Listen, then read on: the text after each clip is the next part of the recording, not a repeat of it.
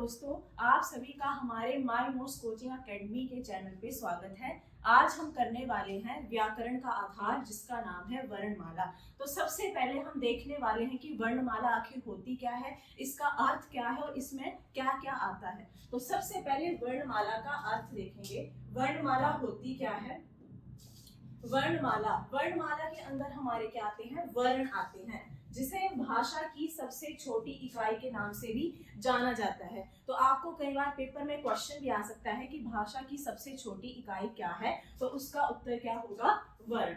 वर्ण भाषा की सबसे छोटी इकाई, जिसमें वर्ण क्या क्या आते हैं, हमारे पास बहुत सारे वर्ण होते हैं। ये कुछ एग्जाम्पल लिखे हुए हैं, जैसे अ, क, च के व्यवस्थित और क्रमबद्ध समूह को वर्णमाला कहा जाता है। यानी कि जो भी वर्ण है उनका एक व्यवस्थित और क्रमबद्ध समूह होता है, उसी के ग्रुप को हम क्या कहते हैं, वर्णमाला कहते हैं। अब वर्णमाला के अंदर हमारे पास क्या क्या आता है, स्वर आते हैं और व्यंजन आते हैं। इन्हीं का एक क्रमबद्ध समूह होता है हमारे पास। स्वर सबसे पहले आते हैं, उसके बाद हमारे पास व्यंजन आते हैं। तो हिंदी वर्णमाला में हमारे कितने वर्ण होते हैं, 52 वर्ण होते हैं। लेकिन अभी रिसेंटली एक वर्ण और ऐड हो गया है, तो टोटल हमारे 53 हो गए हैं।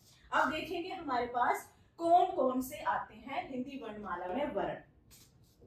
तो यहाँ पे मैंने पूरी वर्णमाला लिखी हुई है और इसको क्रमबद्ध समूह में लिखा हुआ है। तो यहाँ पे सबसे पहले मैंने लिखे हैं स्वर। अब स्वर कौन कौन से होते हैं, तो कई बार आपको क्वेश्चन भी आता है कि स्वर कितने प्रकार के होते हैं, और एक क्वेश्चन आता है कि स्वरों की संख्या कितनी होती है, तो वो आपको पता होना चाहिए। तो टोटल जो हमारे हिंदी वर्णमाला में स्वर होते हैं वो कितने होते हैं, 11 होते हैं। और 2 होते हैं हमारे पास अयोगवाह, जिन्हें अयोगवाह स्वर वर्ण के नाम से भी जाना जाता है। तो इन दोनों को मिलाने से टोटल हमारे पास कितनी संख्या हो जाती है, 13 संख्या हो जाती है। अब ये कौन कौन से होते हैं, अ, आ, छोटी ई, बड़ी ई, छोटा ऊ, बड़ा ऊ, री, ए, ओ, औ, और अंग और आ। अब ये हमारे पास जो अंग और आ है, यानी कि जो बिंदी का होता है, ये बिंदी को हम क्या बोलते हैं, अनुस्वार बोलते हैं, और ये होता है हमारे पास विसर्ग का चिन्ह। तो ये 2 होते हैं हमारे पास कौन, अयोगवाह वर्ण। ये आगे हमारे स्वर। अब उसके बाद आता है हमारे पास व्यंजन। व्यंजन क्या होते हैं, कॉन्सोनेंट्स, जिनको इंग्लिश में हम क्या बोलते हैं, कॉन्सोनेंट्स बोलते हैं, और जो स्वर होते हैं उनको वोवेल्स बोलते हैं। अब कॉन्सोनेंट्स की संख्या कितनी होती है हमारे पास, 33। तो ये क्वेश्चन भी आपको पूछा जाता है कि हिंदी वर्णमाला में व्यंजनों की संख्या कितनी होती है। तो व्यंजन कितने होते हैं, 33 व्यंजन होते हैं। अब 33 व्यंजन जो है वो किन किन से मिलकर बने हैं वो देखेंगे। तो यहाँ पे इनका एक ग्रुप होता है, जिसको हम क, च, ट, त, कचट तप के नाम से याद रख सकते हैं।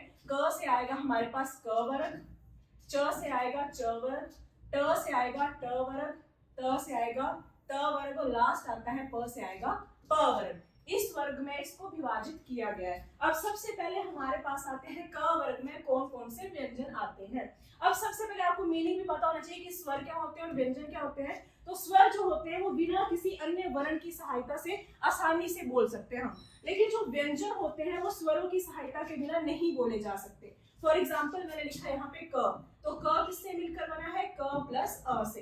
तो यानी कि इनको बोलते समय हमें किसकी सहायता लेनी पड़ रही है, स्वरों की सहायता लेनी पड़ रही है। तो यानी कि जो व्यंजन होते हैं वो स्वरों की सहायता से बोले जाते हैं। तो ये क्या होगी, व्यंजन की परिभाषा होगी। अब आगे हम देखेंगे कि ग वर्ग में कौन से आ रहे थे, क, ख, ग, घ, ड़। अब इनका उच्चारण स्थान भी आपसे पूछ लिया जाता है कि घ का उच्चारण स्थान बताइए क्या होता है। तो यहाँ पे जो क वर्ग वाले होंगे उनका उच्चारण स्थान होगा कंठ, यानी कि जहां से हमारे मुंह के किसी भी भाग से आवाज आ रही है, यानी कि जैसे हम क बोल रहे हैं हमारे कंठ से आवाज आ रही है, तो यहाँ पे इसका उच्चारण स्थान क्या हो जाएगा, कंठ। उसके बाद च वर्ग, च, तो यहाँ इसका उच्चारण स्थान हो जाएगा तालव्य। ट वर्ग वालों का हो जाएगा मूर्धन्य या मूर्धा, और उसके बाद दंत, और लास्ट आता है ओष्ठ। यानी कि ये इनके उच्चारण स्थान लिखे हैं और ये भी आपको पता होने चाहिए। नेक्स्ट आता है हमारे पास, ये हमारे पास आगे कचट वर्ग, इसमें आपके आते हैं 25 व्यंजन वर्ण। 25 व्यंजन वर्ण, इनको हम स्पर्शीय व्यंजन के नाम से भी जानते हैं। यानी कि इनको बोलते समय हमारे मुंह के किसी भी भाग से आवाज आती है या कोई जो पार्ट है वो टच हो रहा है, तो उसी के नाम पे इनका नाम पड़ा है स्पर्शीय व्यंजन, यानी कि इनके सभी के अलग अलग उच्चारण स्थान होंगे। अब उसके बाद आते हैं, ये हमारे पास टोटल कितने हो गए, 25 हो गए।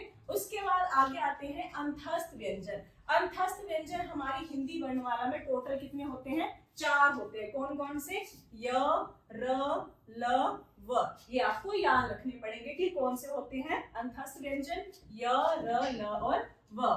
उसके बाद आते हैं ऊष्म व्यंजन।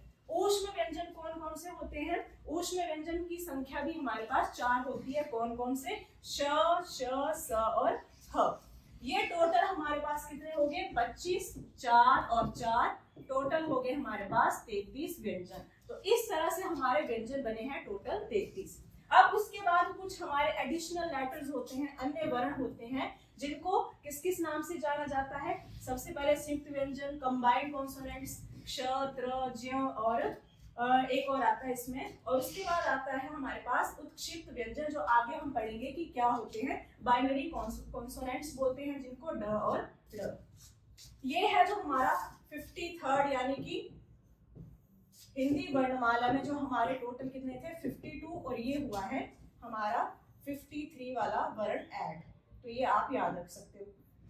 नेक्स्ट आते हैं हमारे पास स्वर। हमने सीख लिए कि कितने होते हैं, 11 स्वर होते हैं, 2 अयोगवा होते हैं और टोटल 13 होते हैं। अब स्वरों के भी आगे कैटेगरीज हैं कि कौन कौन से स्वर होते हैं। तो सबसे पहले आएंगे हमारे पास, ये टोटल 3 प्रकार के होते हैं। कौन कौन से, ह्रस्व स्वर, दीर्घ स्वर और प्लुत स्वर।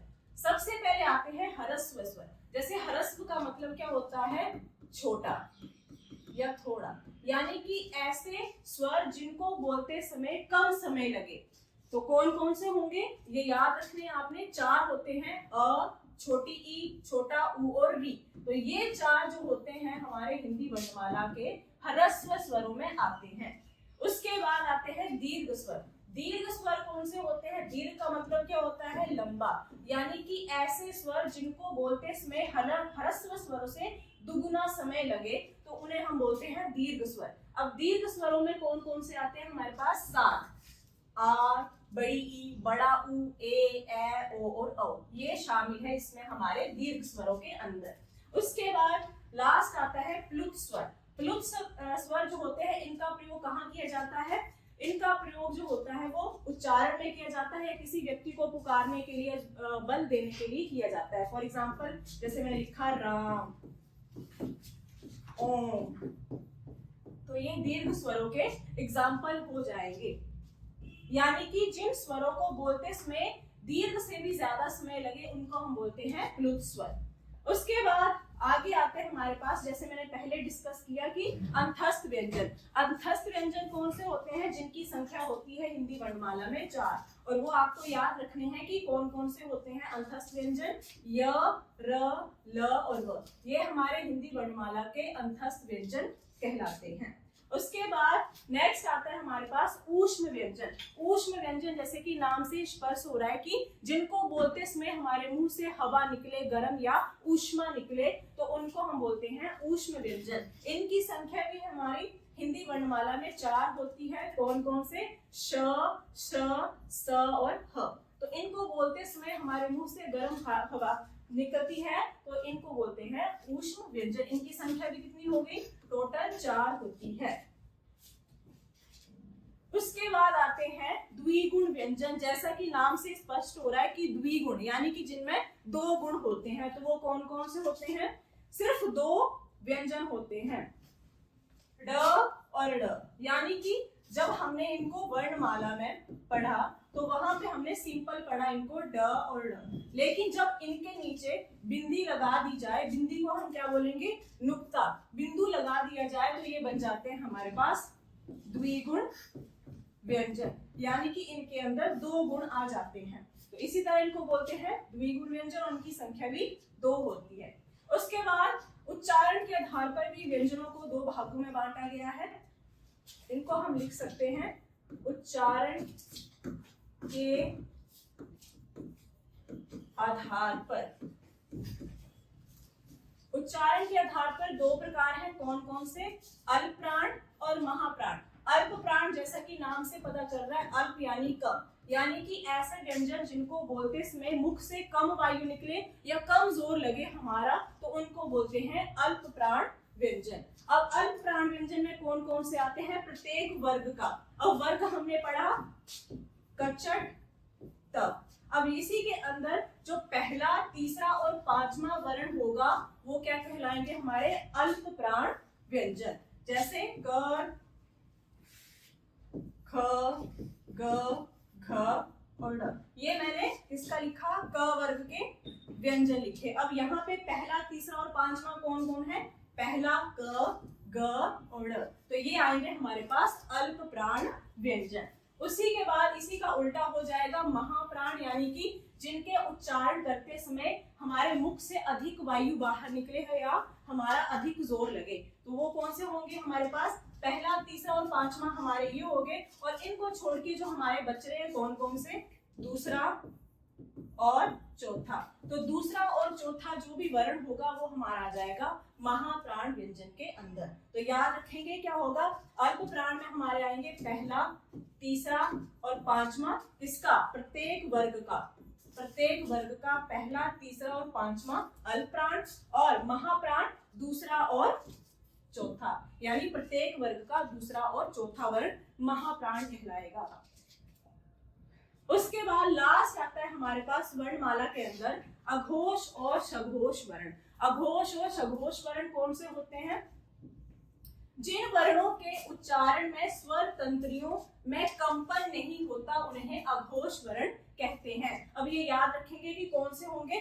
प्रत्येक वर्ग का पहला और दूसरा। जैसे कि मैंने एग्जांपल लिखा था क वर्ग का क, ख, ग, घ और ड़। तो यहाँ पे पहला और दूसरा क्या आ जाएगा हमारे पास? अघोष वर्ण, यानी अघोष